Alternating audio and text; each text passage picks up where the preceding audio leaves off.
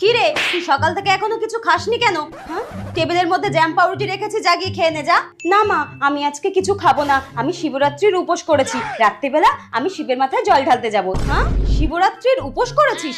যে খাবারের নাম শুনলে মাথা ঠিক রাখতে পারে না সে করেছে উপোস। ঠিক আছে, কিছুক্ষণ পর বলছি পোলাও আর ঝাল ঝাল করে কড়াইশুঁটি দিয়ে আলুর দম করেছি, খাবি? পোলাও আলুর দম? না আমি খাবো না, খেতে হবে না। কিছুক্ষণ পর শোন না, গরম গরম ফুলকো লুচি আর ঘুগনি করেছি, খাবি আয়। বললাম তো খাবো না, আমি উপোস করেছি তো। উফ, মাকে তো বলে দিলাম শিবরাত্রির উপোস করব, এদিকে খিদেতে আমার পেট জ্বলে যাচ্ছে। বলছি শোন না, সাবু মেখেছি খুব সুন্দর করে দুধ কলা দিয়ে, তুই তো খেতে ভালোবাসিস, খাবি? হ্যাঁ, সাবু মাখা? ঠিক আছে মা, আমি আর উপোস টুপোস করবো না, তুমি আমাকে এক বাটি সাবু মাখা দাও। আয়।